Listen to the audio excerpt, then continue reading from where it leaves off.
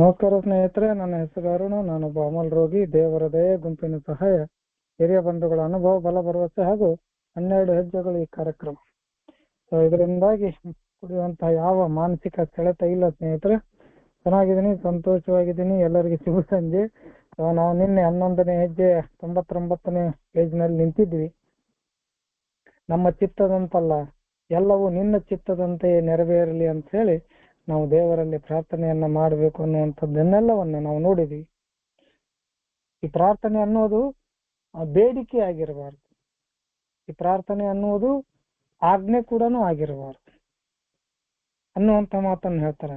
ನನಗೆ ಅನಿಸಿದ್ದನ್ನು ನಾನು ಕೇಳಿದ್ದೀನಿ, ಆದ್ರೆ ಭಗವಂತನ ಚಿತ್ತದಲ್ಲಿ ಏನಿದೆ, ಭಗವಂತನ ಇಚ್ಛೆಯಲ್ಲಿದೆ ಅಥವಾ ಅವನ ಮನಸ್ಸಿನಲ್ಲಿ ನನಗೆ ಏನು ಕೊಡಬೇಕಾಗಿದೆ ಅದನ್ನ ಕೊಡ್ಲಿಕ್ಕೆ ನಾವು ರೆಡಿ ಆಗಿರ್ಬೇಕು. ಅದನ್ನ ಕೊಡ್ಲಿಕ್ಕೆ ಅವ್ನು ರೆಡಿ ಆಗ್ತಾನೆ, ನಾವು ತಗೊಳಕ್ ರೆಡಿ ಇರ್ಬೇಕು. ನನ್ನ ಚಿತ್ತದಂತಲ್ಲ ನಿನ್ನ ಚಿತ್ತದಂತಲೇ ನಡೆಯಲಿ ಅನ್ನುವಂಥದ್ದು. ಸಾಕಷ್ಟು ಗಲಿಬಿಲಿ ಆಗ್ತದೆ. ಇದೆಲ್ಲ ಹಿಂಗಾದ್ರೆ ಹೆಂಗ, ನಾನು ಬಯಸಿದ್ದಾಗಲಿಲ್ಲ ಅಂದ್ರೆ ಮತ್ತೆ ಪ್ರಾರ್ಥನೆ ಯಾಕೆ ಮಾಡಬೇಕು, ನನಗೆ ಬೇಕಾಗಿದ್ದು ಸಿಗಲಿಲ್ಲ ಅಂತಂದ್ರೆ ನಾನು ಯಾಕೆ ಪ್ರಾರ್ಥನೆ ಮಾಡ್ಬೇಕು, ಧ್ಯಾನ ಮಾಡ್ಬೇಕು ಅನ್ನುವಂಥ ಕ್ವಶನ್ಗಳು ಹೇಳ್ತಾವು. ಅದಕ್ಕೆ ಹೇಳ್ತಾರು, ಅವನ ಇಚ್ಛೆಯಲ್ಲಿ ಏನಿದೆ ಅದನ್ನ ಅರ್ಥ ಮಾಡ್ಕೊಳ್ಳಿಕ್ಕೆ ನಾವು ಪ್ರಯತ್ನ ಮಾಡ್ಬೇಕು. ಯಾಕಂದ್ರೆ ದೇವರನ್ನ ತಂದವ್ರು ನಾವಲ್ಲ, ನಮ್ಮನ್ನ ತಂದವರು ದೇವ್ರು. ಅದನ್ನ ನಾವು ಮೊದಲಿಗೆ ಅರ್ಥ ಮಾಡ್ಕೊ. ಇಲ್ಲ, ನನಗ ತಂದು ಉಪಕಾರ ಮಾಡಿದ್ರೆ ಅವ್ರದೇ ಕರ್ತವ್ಯ, ಅವರೇ ನನಗೆ ನಾನು ಏನು ಕೇಳ್ತೀನಿ ಅದೆಲ್ಲವನ್ನು ಕೊಡಬೇಕು ಅನ್ನುವಂಥದ್ದು ಬಿಡಬೇಕಾಗಿದೆ. ನನಗೆ ಅವ್ರು ಇಲ್ಲಿ ಕರ್ಕೊಂಡು ಬಂದ ನಂತರ ಏನು ಕೊಡಬೇಕಾಗೈತೆ ಅದನ್ನ ಕೊಡ್ತಾರ, ಅದನ್ನ ತಿಳ್ಕೊಬೇಕು, ಅದನ್ನ ನಾನು ಸ್ವೀಕಾರ ಮಾಡ್ಬೇಕು ಅನ್ನುವಂಥದ್ದನ್ನೆಲ್ಲ ಹೇಳ್ತಾರಲ್ಲಿ. ಸೊ ಸಾಕಷ್ಟು ನಮ್ಮ ಚಿತ್ತಕ್ಕಿಂತ ಅವ್ರ ಚಿತ್ತ ನಡೀಲಿ. ಸೊ ನಾವೇನು ಬಯಸ್ತೀವಿ ಅದು ಸಿಗೋದಕ್ಕಿಂತ ಹೆಚ್ಚಾಗಿ ದೇವರು ನಮಗಾಗಿ ಏನು ಕೊಡಬೇಕು ಅನ್ನಿಸ್ತಾನ ಅದು ನಮಗೆ ಕೊಡ್ಲಿ ಅನ್ನುವಂಥ ಮಾತನ್ನ ನಾವು ನಿನ್ನೆ ತನಕ ನೋಡಿದ್ವಿ. ಸೊ ಇವತ್ತು 99ನೇ ಪೇಜಿನ ಕೊನೆಯ ಭಾಗದಲ್ಲಿ ಇದ್ದೀವಿ. ಅಲ್ಲಿ ನಮ್ಮ ಪ್ರಶಾಂತ ಧಾಮದ ಸ್ನೇಹಿತರಿದ್ದಾರೆ, ಅವರು ಕೂಡ ಓದ್ತಾರೆ. ನಾನು ಕೂಡ ಇಲ್ಲಿ ಈ ಸ್ಕ್ರೀನ್ ಅನ್ನು ಶೇರ್ ಮಾಡ್ತೀನಿ.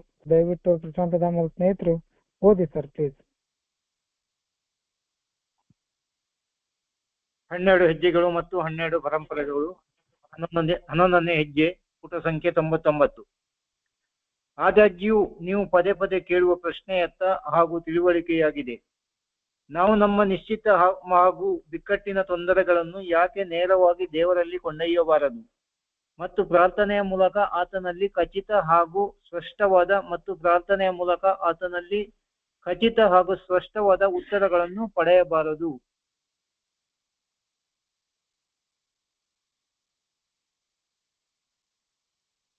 ಓಕೆ, ಸಣ್ಣ ಪ್ಯಾರ ಇದೆ, ಬಟ್ ಕನ್ನಡದಲ್ಲಿ ಅದು ಒಂದು 2 ಸಲ ಪ್ರಿಂಟ್ ಆಗಿದೆ. ಸೊ ಅದನ್ನ ನಾನು ಇಲ್ಲಿ ಡಿಲೀಟ್ ಮಾಡೋಕ್ಕಾಗಿಲ್ಲ, ಇಲ್ಲಿ ನನ್ನ ರೆಗ್ಯುಲರ್ ಪುಸ್ತಕದಲ್ಲಿ ಡಿಲೀಟ್ ಮಾಡಿದೆ. ಅಲ್ಲಿ ಅದು ಪ್ರಾರ್ಥನೆ ಮೂಲಕ ಆತನಲ್ಲಿ ಖಚಿತ ಹಾಗೂ ಸ್ಪಷ್ಟವಾದಂತ ಏನಿದೆ ಆ ಶಬ್ದಗಳು ರಿಪೀಟ್ ಆಗ್ಯಾವ. ಸೊ ಅದೆಲ್ಲ ತೆಲುಗಿದೆ. ಅದ್ಯಾವ ಅಂತ ಹೇಳ್ತಾರೆ. ಅಫ್ಕೋರ್ಸ್ ನಾವು ಏನು ಕೇಳಬಹುದು, ಇಷ್ಟೆಲ್ಲ ಯಾಕೆ ಗುದ್ದಾಡ್ಬೇಕು, ಇಷ್ಟೆಲ್ಲ ಯಾಕೆ ಮಾಡ್ಬೇಕು?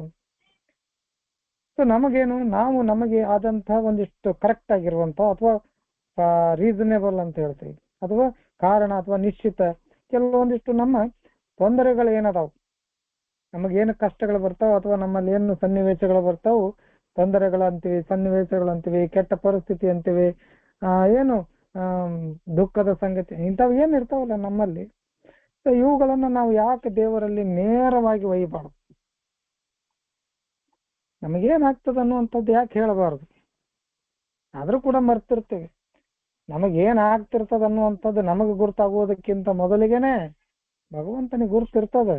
ಇಲ್ಲಿ ನಾನು ಅನ್ಕೊಳ್ತೀನಿ, ನನಗೇನು ತೊಂದರೆ ಇದೆ, ನನಗೇನು ಕಷ್ಟ ಇದೆ, reasonable and understandable that question is often asked ಅಂತ ಹೇಳ್ತಾರೆ. ಅವ್ರು ಹೇಳ್ತಾರೆ ಏನಪ್ಪ ಅಂದ್ರೆ, why we can't take a specific and troubling dilemma ಅಂತ ಹೇಳ್ತಾರೆ.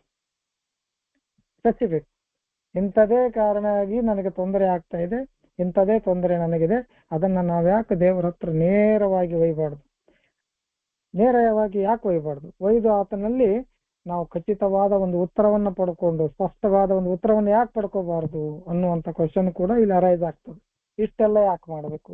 ಧ್ಯಾನ ಮಾಡಬೇಕು, ಪ್ರಾರ್ಥನೆ ಮಾಡಬೇಕು, ನನ್ನ ಜೊತೆ ಇರುವಂತ ಸಂಗಡಿಗರಿಗೆ ಅಥವಾ ಈ ಜಗತ್ತಿನಲ್ಲಿ ಇರುವಂತವ್ರಿಗೆ ಎಲ್ಲರಿಗೂ ಒಳ್ಳೇದು ಮಾಡು ಅಂತ ಕೇಳ್ತಾ ಅದ್ರೊಳಗೆ ನನಗೊಂದ್ ಸ್ವಲ್ಪ ಏನಾರ ಕೊಡುವಂತ ಮನಸ್ಸು ನಿನಗಿದ್ರೆ ದೇವರ ಕೊಡುವಂತ ಕೇಳುವುದಕ್ಕಿಂತ ಹೆಚ್ಚಾಗಿ ಡೈರೆಕ್ಟ್ ಆಗಿ ನಮಗೇನು ಸಮಸ್ಯೆ ಇದೆ, ನಮಗೇನು ತೊಂದರೆ ಇದೆ, ಅದನ್ನ ನಾವು ನೇರವಾಗಿ ಭಗವಂತನ ಹತ್ರ ನಿಂತು ಕೇಳಿ ಅದಕ್ಕೆ ಸ್ಪಷ್ಟವಾದ ಉತ್ತರವನ್ನ ನಾವು ಯಾಕೆ ಪಡಿಬಾರ್ದು ಅನ್ನುವಂತ ಕ್ವಶನ್ ಕೂಡ ಬರ್ತದೆ.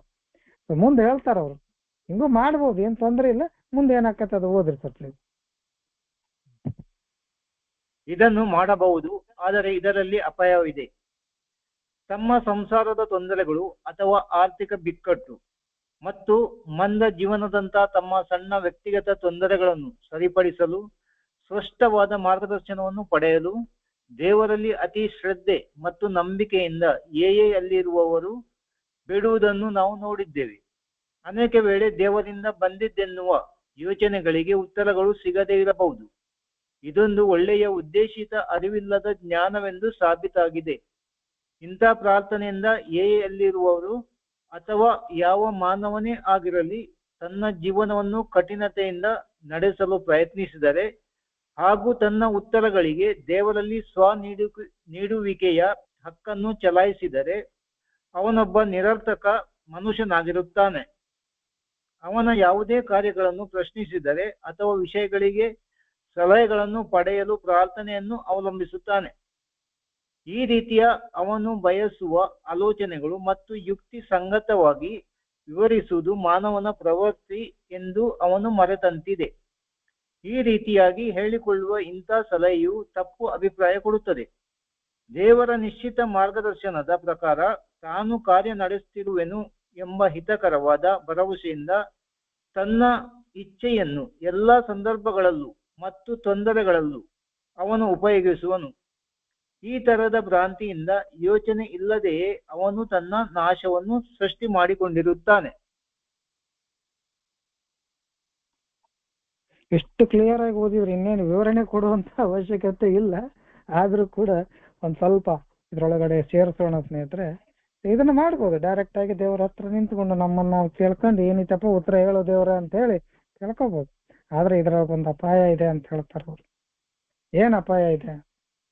ನಮ್ಮ ಸಂಸಾರದ ಅಥವಾ ಪ್ರತಿನಿತ್ಯದ ಈ ಜಗತ್ತಿನಲ್ಲಿ ಏನು ನಾವು ದಿನ ಪ್ರತಿನಿತ್ಯದ ಸಂಸಾರದ ಜಂಜಾಟ ಏನಿರ್ತಾವಲ್ಲ, ಅಥವಾ ತೊಂದರೆಗಳಿರ್ತಾವು, ಕೆಲವೊಂದಿಷ್ಟು ಕಷ್ಟಗಳಿರ್ತಾವು, ಕೆಲವೊಂದಿಷ್ಟು ಆರ್ಥಿಕ ಅಥವಾ ಹಣಕಾಸಿನ ತೊಂದರೆಗಳಿರ್ತಾವು, ಅಥವಾ ಬಿಕ್ಕಟ್ಟು ಅಂತ ಹೇಳ್ತಾರ ಅವರು.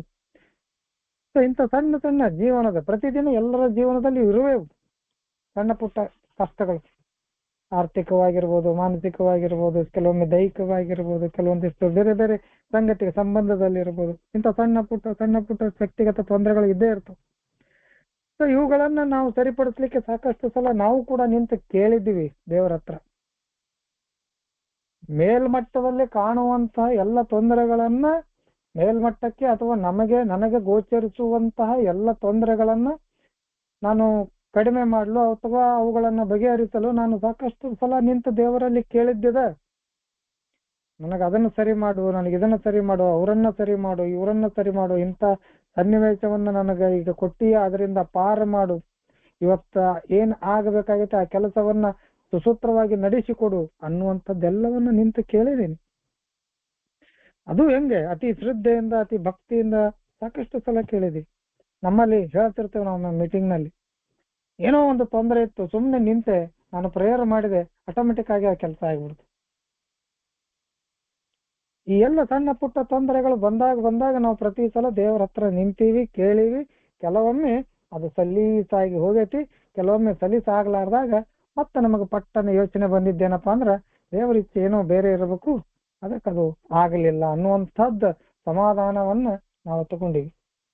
ಒಮ್ಮೆಮ್ಮೆ ಇವತ್ತು ನಾವು ಬಯಸಿದಂಥ ಕೆಲಸ ಆಗದೆ ಇದ್ದ ಪಕ್ಷದಲ್ಲಿ ಮುಂದೊಂದು ದಿನ ಏನಾಗ್ತದ ಅಂತಂದ್ರ ನಮ್ಮ ಕಲ್ಪನೆಗೆ ಬರ್ತದ. ಏನಪ್ಪಾ ಅಂದ್ರೆ, ಅವತ್ತು ಆ ಕೆಲಸ ಆಗಲಿಲ್ಲ ನನಗೆ. ಅದು ಯಾಕೆ ಆಗಲಿಲ್ಲಪ್ಪ ಅಂತಂದ್ರೆ ಇವತ್ತು ಈ ಒಳ್ಳೆ ಆಗುದಿದೆ ನನಗೆ, ಅದಕ್ಕದ ಆ ಹಿಂದಿನ ಕೆಲಸ ನನಗೆ ಆಗ್ಲಿಲ್ಲ. ಅವತ್ತು ನಾನು ಬಯಸಿದ್ದೆ ಸರಿ, ಆದ್ರೆ ಅವತ್ತು ಆಗ್ಲಿಲ್ಲ. ಅದು ಯಾಕೆ ಆಗ್ಲಿಲ್ಲ ಅಂತಂದ್ರೆ ಇವತ್ತು ನನ್ನ ಅರಿವಿಗೆ ಬರ್ತಾ ಇದೆ ಅನ್ನುವಂಥ ಯೋಚನೆ ಕೂಡ ಬರ್ತದೆ. ಅದು ಸಾಕಷ್ಟು ಸಲ ಪ್ರೂವ್ ಆಗಿದೆ. ಅಂದ್ರೆ ನಾನು ಜನರಲ್ ಆಗಿ ಉದಾಹರಣೆ ಹೇಳಬೇಕಂದ್ರೂ ಕೂಡ ಏನೋ ಒಂದು ಬಯಸ್ತೀನಿ, ಅದು ನನಗೆ ಸಿಗುದಿಲ್ಲ. ದೇವ್ರು ಏನಪ್ಪಾ ನನಗೆ ಕೊಡ್ಲೇ ಇಲ್ಲ, ಇಷ್ಟೆಲ್ಲ ಪ್ರೇಯರ್ ಮಾಡಿದೆ, ಪ್ರಾರ್ಥನೆ ಮಾಡಿದೆ, ಧ್ಯಾನ ಮಾಡಿದೆ, ಅದನ್ನ ಆಸೆ ಪಟ್ಟಿದ್ದೆ, ಅದು ನನಗೆ ಸಿಗಲಿಲ್ಲ ಅಂತ ಹೇಳಿ ನೊಂದುಕೊಂಡಿದ್ದು ಇದೆ. ಏನ್ ಬಿಡಪ್ಪ, ನಾವು ಏನ್ ಕೇಳಿದ್ರು ದೇವ್ರು ನಮ್ಗೇನ್ ಇದು ಮಾಡುದಿಲ್ಲ ಅನ್ನುವಂಥದ್ದು ಅನ್ಕೊಂಡಿದ್ದು ಅದ. ಆದ್ರೆ ಮುಂದೊಂದು ದಿನ, ಎಷ್ಟೋ ದಿನಗಳ ನಂತರ ಅವತ್ತು ನಿನಗೆ ಯಾವ ಕಾರಣಕ್ಕೆ ಇದು ಸಿಗಲಿಲ್ಲ ಅನ್ನುವಂಥದ್ದು ಪ್ರೂವ್ ಆಗ್ತದೆ. ಓಹೋ, ದೇವ್ರು ಅವತ್ತು ನನಗೆ ಅದಕ್ಕೆ ಹೀಗೆ ಮಾಡಿದ, ನನಗೆ ಅವತ್ತು ಅದಕ್ಕೆ ಇದನ್ನ ಕೊಡ್ಲಿಲ್ಲ, ಇವತ್ತು ಅದರ ಗುರ್ತಾಗ್ತಾ ಇದೆ ಉತ್ತರ ಅಂತೇಳಿ.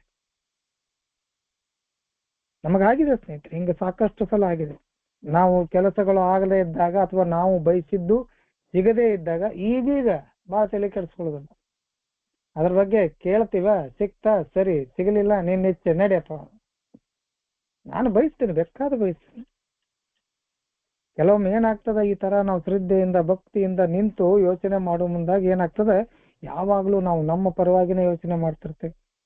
ಆ ನಮ್ಮ ಪರವಾಗಿ ಬಂದಂತ ಯೋಚನೆಗಳನ್ನ ನಾನು ಏನ್ ಅನ್ಕೊಂಡ್ಬಿಡ್ತೀನಿ ಅಂದ್ರೆ, ದೇವರು ನನ್ನ ತಲೆಯಲ್ಲಿ ಈ ಯೋಚನೆಯನ್ನು ಹಾಕಿದಾನೆ, ಇದು ಸರಿ ಅನ್ನುವಂತ ಮಾತನ್ನ ಇಟ್ಕೊಂಡ್ಬಿಡ್ತೀನಿ. ದೇವರಿಂದ ಬಂದಿದ್ದೆನ್ನುವ ಯೋಚನೆಗಳು ಕೆಲವೊಮ್ಮೆ ಅವಕ್ಕೆ ಉತ್ತರನೇ ಇರುವುದಿಲ್ಲ. ನಾನು ಅನ್ಕೊಂಡ್ಬಿಡ್ತೀನಿ, ದೇವರೇ ಈ ಯೋಚನೆ ಹಾಕ್ಯಾನೆ, ಇದು 100% ಕರೆಕ್ಟ್ ಇರಬೇಕು, ಮತ್ತೆ ದೇವ್ರ ಯಾಕೆ ನನಗೆ ಆ ಯೋಚನೆ ಹಾಕಬೇಕು, ಇದು ಸರಿ ಅಂತ ಹೇಳಿ ನನ್ನಷ್ಟಕ್ಕೆ ನಾನು ಅನ್ಕೊಂಡು ಮುಂದೆ ಹೋಗ್ಬಿಡ್ತೀನಿ. ಅದಕ್ಕೆ ಅವ್ರು ಹೇಳ್ತಾರ, ಇದೊಂದು ಒಳ್ಳೆಯ ಉದ್ದೇಶಿತ ಅರಿವಿಲ್ಲದ ಜ್ಞಾನವೊಂದು ಸಾಬೀತಾಗಿದೆ ಸಾಕಷ್ಟು ಸಲ. They prove to be well intentioned unconscious rationalisation. ನನಗೆ ಬೇಕಾದಂಗ ನಾನು ಅರ್ಥ ಮಾಡ್ಕೊಳ್ಳೋದು, ನನಗೆ ಈ ಕ್ಷಣಕ್ಕೆ ಏನು ಬೇಕೋ, ನನಗೇನು ಬಯಸ್ತೀನಿ ಆ ಬಯಕೆಯಂತೆಯೇ ದೇವರು ನನಗೆ ಉತ್ತರ ಕೊಟ್ಟಾನ ಅನ್ನುವಂಥದ್ದು ನಾನೇ ಥಿಂಕ್ ಮಾಡುದಿಲ್ಲ. ಯಾಕಂದ್ರೆ ದೇವರು ಸ್ಪಷ್ಟವಾಗಿ ಏನು ಹೇಳ್ತಾನೆ ಅನ್ನುವಂಥದ್ದನ್ನು ತಿಳ್ಕೊಳ್ಳಿಕ್ಕೆ ನನಗೆ ಅವನಿಗೆ ಇನ್ನ ಸಂಬಂಧನ ಕೂಡಿಲ್ಲ. ದೇವರು ನನಗೆ ಏನು ಮಾಡ್ಬೇಕಂತನ ಅವನಿಗೆ ನನಗೆ ಕನೆಕ್ಷನ್ ಕೂಡಿಲ್ಲ. ಹಿಂಗಾಗಿ ನಾವೇನ್ ಮಾಡ್ಬಿಡ್ತೀವಿ, ಅರ್ಧ ಮುರ್ಧ ಕನೆಕ್ಷನ್ ಒಳಗೆ ಬಂದಂತ ಯೋಚನೆಯನ್ನ ನನಗಾಗಿ ದೇವರು ಮಾಡ್ಯಾನ ಅನ್ನುವಂಥದ್ದನ್ನ ತಿಳ್ಕೊಂಡ್ಬಿಡ್ತೀವಿ. ವೆಲ್ ಇಂಟೆನ್ಷನ್ಡ್ ಅನ್ಕಾನ್ಸಿಯಸ್ ರೇಷನಲೈಸೇಷನ್ಸ್ ಅಂತ ಹೇಳ್ತಾರೆ. ಇದೊಂದು ಒಳ್ಳೆ ಉದ್ದೇಶ ಇರ್ಬೋದು, ಇಲ್ಲ ಅಂತಲ್ಲ, ಒಳ್ಳೆ ಉದ್ದೇಶನೇ ಇರ್ಬೇಕು, ಆಸೆ ಪಟ್ಟಿದ್ ಚೆನ್ನಾಗೇ ಇರ್ಬೋದು, ಎಲ್ಲ ಬೆಸ್ಟ್ ಇರ್ಬೋದು ಈ ಕ್ಷಣಕ್ಕದು. ಕೆಲವೊಮ್ಮೆ ನಾವು ಬಯಸಿದ್ದು ಎಷ್ಟೋ ಒಳ್ಳೇದಿದ್ರು ಕೂಡ ನಮಗೆ ಸಿಗದೇ ಇದ್ದಾಗ ನಿರಾಶೆ ಆಗ್ತದೆ. ಬಟ್ ಮುಂದೊಂದು ದಿನ ಗೊತ್ತಾಕತ್ತೆ ನಮಗ, ಯಾಕೆ ನಾನು ಅವತ್ತು ಅದನ್ನ ಒಳ್ಳೇದು ಅನ್ಕೊಂಡಿದ್ದೆ, ಅದು ನನಗೆ ಅವತ್ತು ಸಿಗಲಿಲ್ಲ ಅನ್ನುವಂಥದ್ದು ಮುಂದೊಂದು ದಿನ ಗೊತ್ತಾಗ್ತದೆ.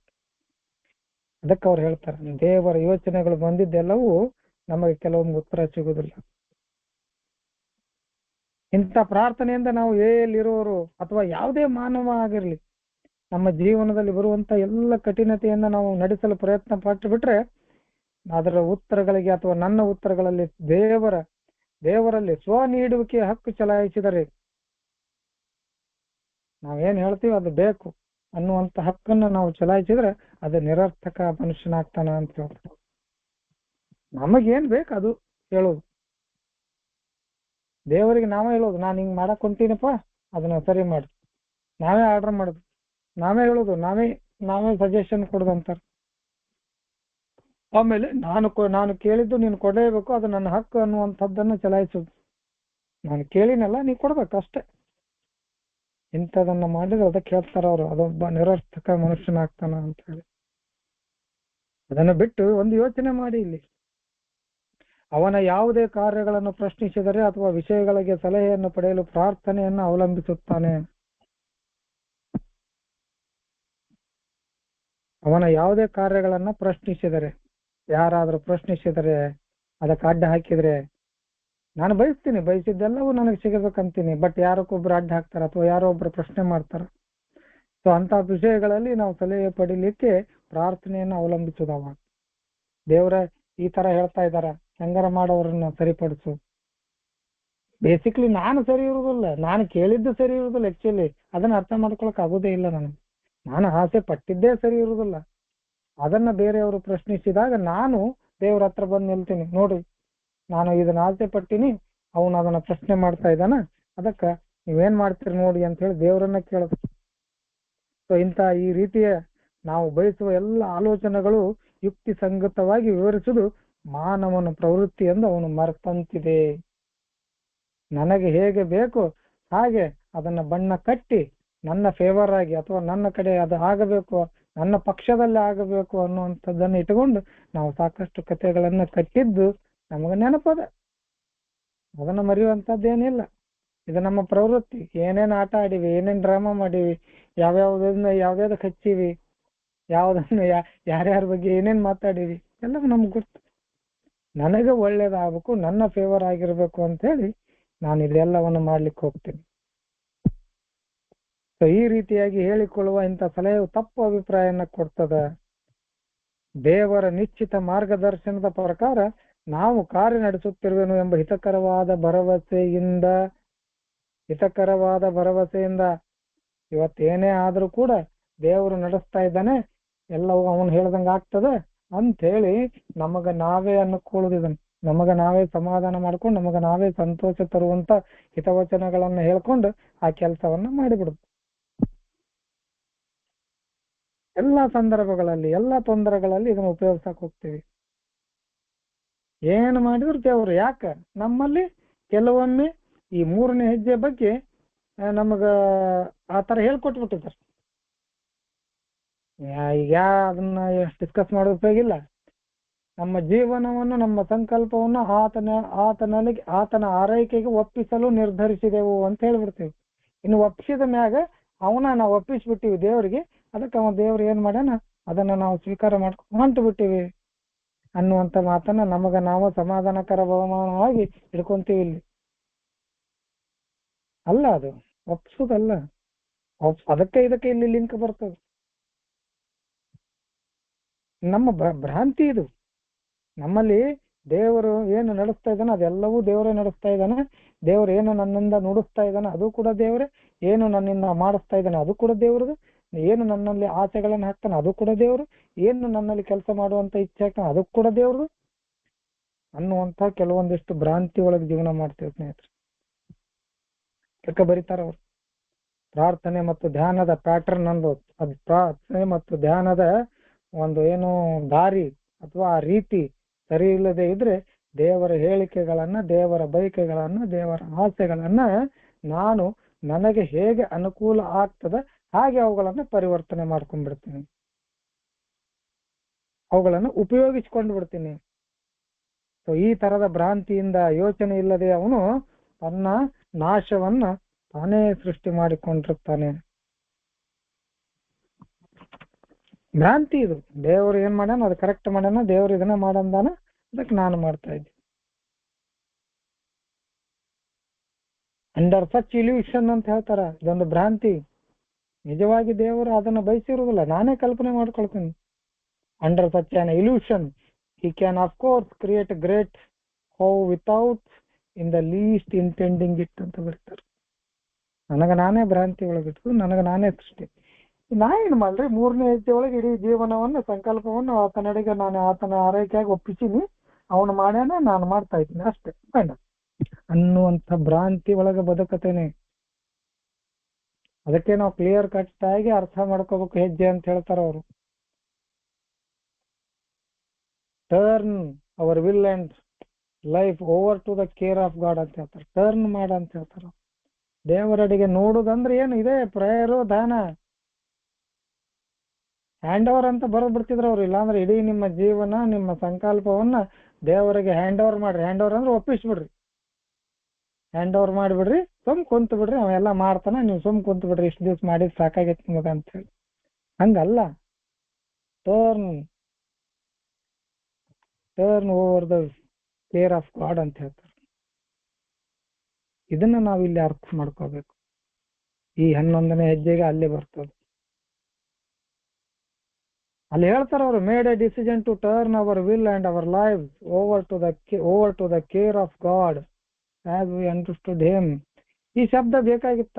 ಬರೇ ಗಾಡ್ ಅಂದ್ರೆ ನಡೀತಿತ್ತು. ಆಸ್ ವಿ ಅಂಡರ್ಸ್ಟುಡ್ ಹಿಮ್ ಅಂದ್ರೆ, ಅಥವಾ ನಾವು ಅರ್ಥ ಮಾಡಿಕೊಂಡಂತ ಅನ್ನುವಂತ ಶಬ್ದ ಬೇಕಾಗೇ ಇರ್ಲಿಲ್ಲ ಅಲ್ಲಿ.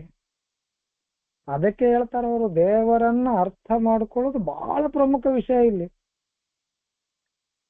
ದೇವರನ್ನ ಅರ್ಥ ಮಾಡ್ಕೊಲಿಲ್ಲ ಅಂದ್ರೆ ಇಂಥ ಅಪಾರ್ಥಗಳು ನಡೀತಾವ. ನನಗೇನು ಬೇಕು ಅದನ್ನ ನಿಂತು ಕೇಳೋದು ಅಲ್ಲ, ಅದು ಒಳ್ಳೇದು ಕೆಟ್ಟದ್ದು, ನನಗೆ ಬೇಕು ನನಗೆ ಬ್ಯಾಡು, ಅಥವಾ ಆ ಕ್ಷಣದಲ್ಲಿ ಪ್ರಾರ್ಥನೆ ಮಾಡುವಂತ ಕ್ಷಣದಲ್ಲಿ ಏನು ಯೋಚನೆಗಳು ಬರ್ತಾವು ಅವೆಲ್ಲವೂ ದೇವರು ನನಗೆ ಸಜೆಸ್ಟ್ ಮಾಡಿದ್ದು ಅಂತೇಳಿ ಅದರ ಪ್ರಕಾರ ನಡೆದು ಬಿಡುದು.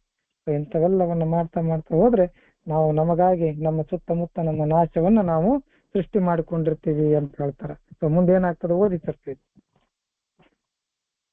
ನಾವು ಇದೇ ತರದ ಇನ್ನೊಂದು ಶೋಧನೆಯಲ್ಲಿ ಬೀಳುತ್ತೇವೆ.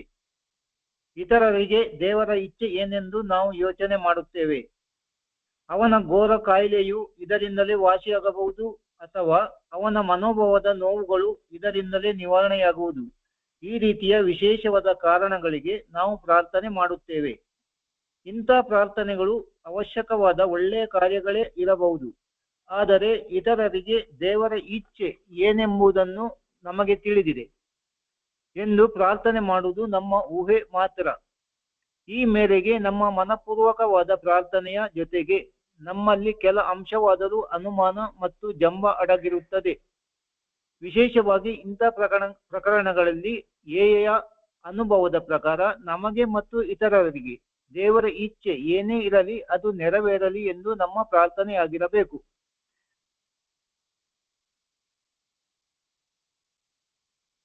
ಈ ಪ್ಯಾರ ಮಾತ್ರ ಒಂದು 4 ಸಲ ಓದ್ಕೋಬೇಕು ನಾವು. ಇದೊಂಥರ ಇಲ್ಯೂಷನ್, ಇದೊಂಥರ ಭ್ರಮೆ, ಇದೊಂಥರ ಭ್ರಾಂತದ ಲೋಕ.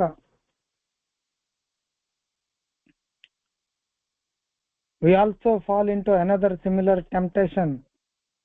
ಇದು ದೇವರಾಗುವಂತ ಕೆಲಸ. ಇದು ನಾವೇ ದೇವರಾಗುವಂತ ಭಾವನೆ. ಇದು ಈ ಪ್ಯಾರಾವನ್ನು ಒಂದು 10 ಸಲ ಓದ್ಕೋಬೇಕು ನಾವು. 10 ಸಲ ಯಾಕೆ, ಹೆಚ್ಚಿಗೆ ಓದ್ಕೊಂಡ್ರೆ ಅಡ್ಡಿ ಇಲ್ಲ. ಏಕ್ ಬಂದ್ವಿ, ಕುಡ್ತಾ ನಿಲ್ತು, ಇಲ್ಲಿ ಅದ್ಭುತಗಳು ನಡೀತಾ ಇದ್ದು. ಈ ಕಾರ್ಯಕ್ರಮದಲ್ಲಿ ಭಗವಂತನಿಗೆ ನಾನು ಏನು ಕೇಳ್ತೀನಿ ಅದೆಲ್ಲವೂ ಸಿಗ್ತಾ ಹೋಯ್ತು. ಅವಾಗ ನಾನೇನ್ ಮಾಡ್ತೀನಿ, ಇನ್ನೊಬ್ಬರ ಕಷ್ಟಗಳಿಗೆ, ಇನ್ನೊಬ್ಬರ ತೊಂದರೆಗಳಿಗೆ, ಇನ್ನೊಬ್ಬರ ಸನ್ನಿವೇಶಗಳಿಗೆ ನಾನು ಸಲಹೆ ನೀಡಲಿಕ್ಕೆ ಚಾಲು ಮಾಡ್ತೀನಿ. ಇಲ್ಲಾಂದ್ರೆ ಅವುಗಳನ್ನು ಸರಿಪಡಿಸ್ಲಿಕ್ಕೆ ನಾನು ನೋಡ್ತೀನಿ. ಇತರರ ಜೀವನದಲ್ಲಿ ದೇವರ ಇಚ್ಛೆ ಏನೈತೆ ಅನ್ನುವಂಥದ್ದನ್ನ ನಾನು ಗುರುತು ಮಾಡ್ಕೊಳಕ್ ಪ್ರಯತ್ನ ಮಾಡ್ತೀನಿ. ನಾನು ಯೋಚನೆ ಮಾಡ್ತೀನಿ, ಎಸ್ ಇವನಿಗೆ ಹಿಂಗ ಇದೆ, ಹಿಂಗಾಗ್ತಾ ಇದೆ, ಅದಕ್ಕೆ ಈ ತರ ಮಾಡ್ಬೇಕು. ಒಬ್ಬರಿಗೆ ಯಾರಿಗೂ ಕಾಯಿಲೆ ಇರ್ತದ, ಏನೋ ಇರ್ತದ, ಇವನ ಕಾಯಿಲೆ ಹಿಂಗೆ ಮಾಡಿದ್ರೆ ಹಿಂಗೆ ವಾಸನೆ ಆಕೈತಿ, ಹಿಂಗೆ ವಾಸಿ ಆಗ್ತದೆ, ಯಾಕಂದ್ರೆ ದೇವರು ನನಗೆ ಹೇಳ್ತಾ ಇದ್ದಾನೆ. ಇದೊಂದು ಭ್ರಮಾಲೋಕ. ಇದು ದೇವರಾಗುವಂತ ಭ್ರಮಾಲೋಕ. ಇದು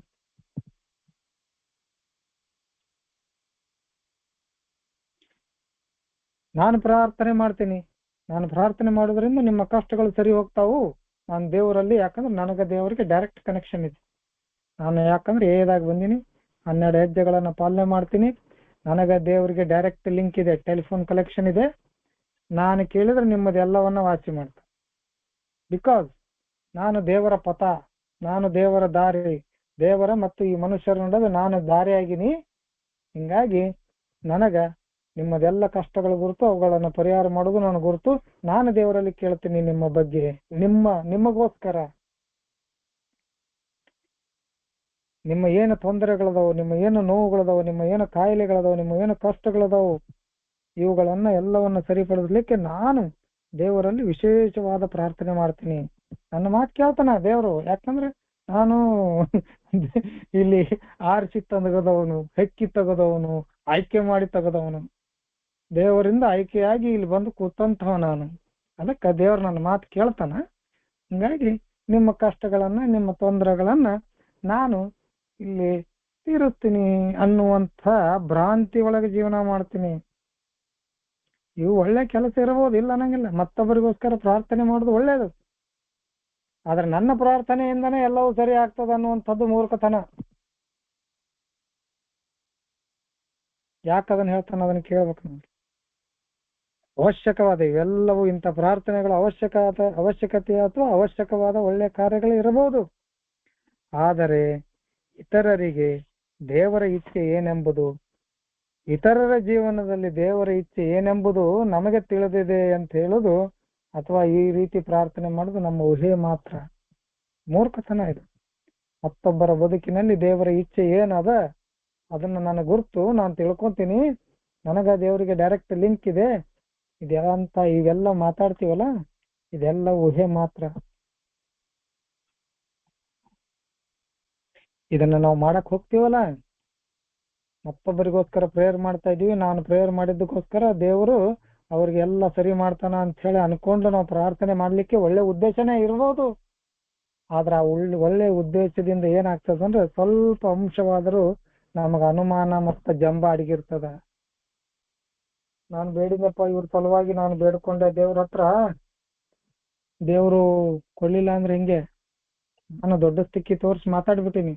ನಾನು ಪ್ರೇಯರ್ ಮಾಡ್ತೀನಿ, ದೇವ್ರೆಲ್ಲವೂ ಸರಿ ಮಾಡ್ತಾನ, ನಿಮ್ಮ ಕಷ್ಟಗಳನ್ನೆಲ್ಲವನ್ನ ತೊಂದರೆಗಳನ್ನು ದೂರ ಮಾಡ್ತಾನ, ನಾನು ಪ್ರೇಯರ್ ಮಾಡೀನಿ ಅಂತ ಹೇಳ್ತೀವಿ. ಒಂದ್ ವೇಳೆ ಆಗ್ಲಿಲ್ಲ ಅಂದ್ರೆ ಅನುಮಾನ ಕಾಡ್ತಾವು, ಆಗ್ತದ ಇಲ್ಲ ಅನ್ನುವಂತ ಅನುಮಾನ ಕಾಡ್ತದ. ಒಂದ್ ವೇಳೆ ಆದ್ರೆ ನೀವು ಪ್ರೇಯರ್ ಮಾಡಿದ್ದಕ್ಕ ಮತ್ತೊಬ್ಬರ ಕಷ್ಟಗಳು ನಿವಾರಣೆ ಆಗಿದ್ದಕ್ಕ ಸರಿ ಒಂದ್ ಬಿಟ್ರೆ ನಿಮ್ಮಲ್ಲಿ ಜಂಬ ಬರ್ತದ ಅಂತ ಹೇಳ್ತಾರೆ. ನಮ್ಮಲ್ಲಿ ಜಂಬ ಬರ್ತದ.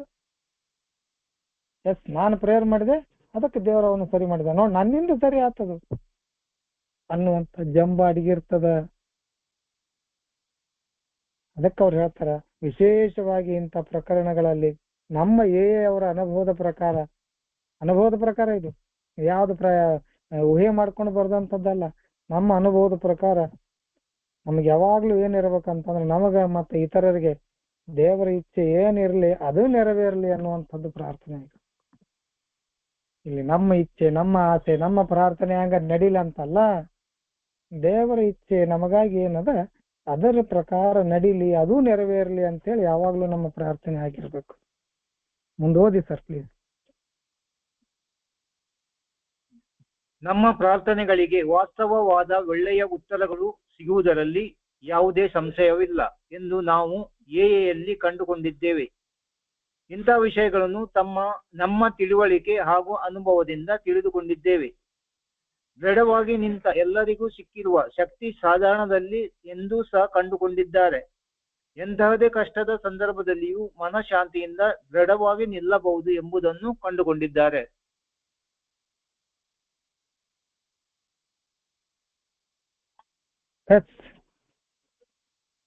ಹೇಳ್ತಾರಲ್ಲಿ ಇಷ್ಟೆಲ್ಲ ಮಾಡಿದ ತಕ್ಷಣ ನೀವು ಅನ್ಬೋದು, ಏನ್ರಿ ಪ್ರಾರ್ಥನೆ ಮಾಡಿದ್ರೆ ಮತ್ತೆ ನಮ್ಗೇನು ಒಳ್ಳೇದು ಸಿಗುದಿಲ್ಲನ ಅಂತೇಳಿ. ಇಲ್ಲ, ನಮ್ಮ ಪ್ರಾರ್ಥನೆಗಳಿಗೆ ವಾಸ್ತವವಾಗಿ ಒಳ್ಳೆ ಉತ್ತರಗಳು ಸಿಗುವುದರಲ್ಲಿ ಯಾವುದೇ ಸಂಶಯ ಇಲ್ಲ. ಇದನ್ನು ನಾವು ಕೂಡ ಹೇಳಿ ಕಂಡುಕೊಂಡಿದ್ದೇವೆ. ಅದ ನಮ್ಮ ಪ್ರಶ್ನೆಗಳು, ನಮ್ಮ ಪ್ರಾರ್ಥನೆಗಳು ಎಷ್ಟು ಸಮಂಜಸವಾಗಿದ್ದು ಅನ್ನುವಂಥದ್ದು ನೋಡ್ಬೇಕಾಗ್ತದೆ. ಯಾವುದು ಸರಿ ಯಾವುದು ತಪ್ಪು, ನಾವು ಯಾವ್ದನ್ನ ಪ್ರೇಯರ್ ಮಾಡಿದೀವಿ, ಯಾವ್ದನ್ನ ಬಯಸೀವಿ ಅನ್ನುವಂಥದ್ರ ಮೇಲೆ ಡಿಪೆಂಡ್ ಆಗಿರ್ತದೆ. 100% ಇಲ್ಲಿ ಕುಂತ್ಕೊಂಡು ಏನು ಒಳ್ಳೇದು ಬಯಸ್ತೀರಿ, ನಿಮಗೆ ಒಳ್ಳೇದು ಅಂತ ಹೇಳಿ ನಿಮ್ಮ ಧ್ಯಾನಕ್ಕೆ ಅಥವಾ ನಿಮ್ಮ ಜ್ಞಾನಕ್ಕೆ ಏನು ಬರ್ತದೆ ಅದು ಒಳ್ಳೇದಿತ್ತಂದ್ರೆ 100% ಆಗ್ತದೆ. ಅದಕ್ಕೇನು ಸಂಶಯನೇ ಇಲ್ಲ ಅಂತ ಹೇಳ್ತಾರೆ. ನಮ್ಮ ಪ್ರಾರ್ಥನೆಗಳಿಗೆ ವಾಸ್ತವವಾಗಿ ಅಥವಾ ವಾಸ್ತವದ ಒಳ್ಳೆಯ ಉತ್ತರಗಳು ಸಿಕ್ಕವು, ಸಾಕಷ್ಟು ಸಲ ಸಿಕ್ಕವು. ಆದ್ರೆ ಭ್ರಮಾಲೋಕದಲ್ಲಿ ಇಟ್ಟುಕೊಂಡು, ಒಳಗಡೆ ಅನುಮಾನ ಇಟ್ಟುಕೊಂಡು, ಒಳಗಡೆ ಜಂಬ ಕೊಚ್ಚಿಕೊಂಡು ನಾವು ದೇವರಲ್ಲಿ ಪ್ರಾರ್ಥನೆ ಮಾಡಿದ್ರೆ ಏನು ಸಿಗಬೇಕು ಅದು ಸಿಕ್ಕದು. ಇಂಥ ವಿಷಯಗಳನ್ನ ನಾವು ನಮ್ಮ ತಿಳುವಳಿಕೆ ಹಾಗೂ ಅನುಭವದಿಂದ ತಿಳಿದುಕೊಂಡಿವಿ. 100% ನಮಗಾಗೈತಿ. ಯಾವತ್ತು ನಾವು ಸ್ವಚ್ಛ ಮನಸ್ಸಿನಿಂದ ಒಳ್ಳೆಯ ಮನಸ್ಸಿನಿಂದ ಒಳ್ಳೆಯದನ್ನ ಬಯಸಿದಾಗ ನಮಗೆ ಒಳ್ಳೆಯದು ಸಾಕಷ್ಟು ಸಲ ಆಗಿದೆ. ನಮ್ಮಲ್ಲಿ ಒಂದಿಷ್ಟು ನನ್ನ ಫೋಟೋವನ್ನ ಮುಂದಿಟ್ಟು, ನನ್ನ ಒಂದು ಪ್ರೆಸೆನ್ಸಿಯನ್ನ ಮುಂದಿಟ್ಟು ನಾನು ಏನು ಬೇಡಿ ನಾನು ಮಾಡಿದ್ರೆ ಆಗ್ತದ ಅಂತ ಮುಂದೆ ಹೋದಾಗ ನನಗೇನಾಗ್ಬೇಕು ಅದಾಗೈತಿ. ಸೊ ಇದು ನಮ್ಮ ಎಕ್ಸ್ಪೀರಿಯನ್ಸ್ ನಮ್ಗೆ ಹೇಳೈತಿ.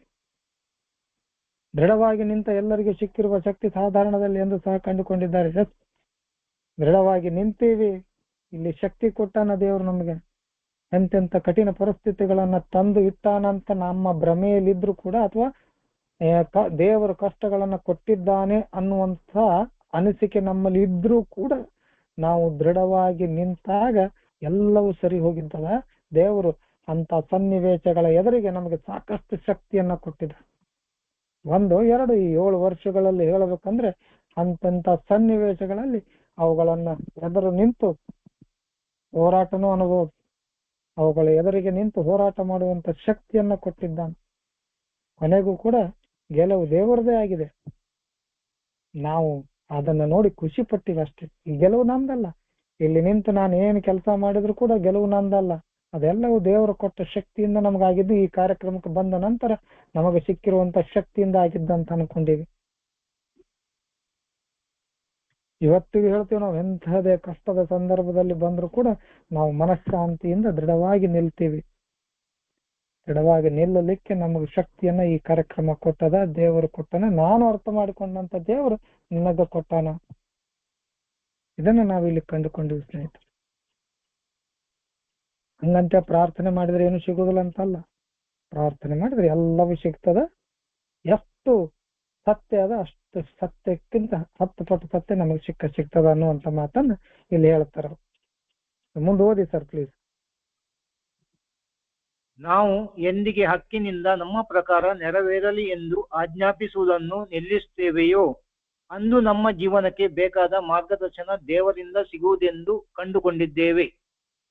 ದೇವರಲ್ಲಿ ನಮ್ಮ ಪ್ರಜ್ಞಾತ್ಮಕ ಸಂಬಂಧವನ್ನು ವೃದ್ಧಿಗೊಳಿಸಿದ್ದರಿಂದ ಹೇಗೆ ಅವನ ಕಾರ್ಯಗಳು ವಿಶೇಷ ಮತ್ತು ಆಶ್ಚರ್ಯಕರ ರೀತಿಯಲ್ಲಿ ಮಾರ್ಪಟ್ಟಿರುವುದನ್ನು ಪ್ರತಿಯೊಬ್ಬ ಯಲ್ಲಿರುವವರು ತಮ್ಮ ಅನುಭವದಿಂದ ಹೇಳಿರುವುದನ್ನು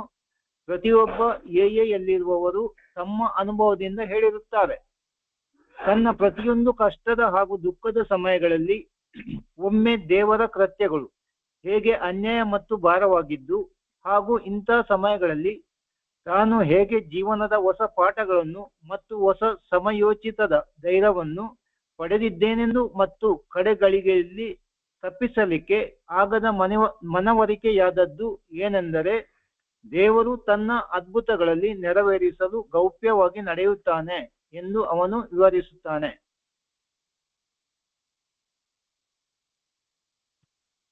God does more in a mysterious way. His wonders to perform. ಈ ಸೆಂಟೆನ್ಸ್ ಬಹಳ ಹಿಡಿತು. ದೇವರು ತನ್ನ ಅದ್ಭುತಗಳಲ್ಲಿ ನೆರವೇರಿಸಲು ಗೌಪ್ಯವಾಗಿ ನಡೀತಾನ. ದೇವರ ಆಟ ಬಲ್ಲವರು ಯಾರು ಅಂತ ಹೇಳ್ತೀವಿ. ದೇವರ ಆಟ ಬಲ್ಲವರು ಯಾರು, ಯಾರಿಗೂ ಗುರ್ತಾಗ್ತದೆ. ಎಲ್ಲಿ ತನಕ ನಾವು ಹಕ್ಕಿನಿಂದ ಅಥವಾ ನನ್ನ ಹಕ್ಕು ಇದು, ನನ್ನ ರೈಟ್ ಇದು, ನನಗೆ ಬೇಕೇ ಬೇಕು, ನಾನು ಏನು ಅನ್ಕೊಂಡಿನ ಅದರ ಪ್ರಕಾರ ನಡೀಲಿ ಅನ್ನುವಂಥದ್ದನ್ನ ಆಜ್ಞಾಪಿಸುತ್ತೇವಲ್ಲ ಅಥವಾ ಆರ್ಡರ್ ಮಾಡ್ತೀವಲ್ಲ, ಅಲ್ಲಿ ತನಕ ಅಷ್ಟು ಸರಳವಾಗಿ ನಿಲ್ಲುವುದು. ಅದನ್ನ ಯಾವಾಗ ನಾವು ನಿಲ್ಲಿಸ್ತೇವೆ ನಮಗ ನಮ್ಮ ಜೀವನಕ್ಕೆ ಬೇಕಾದಂತ ಶುದ್ಧವಾದ ಮಾರ್ಗದರ್ಶನ ಸಿಗುತ್ತದ ಅನ್ನುವಂಥದ್ದನ್ನ ನಾವಿಲ್ಲಿ ಕಂಡುಕೊಂಡಿವಿ. ಒಳಗೆ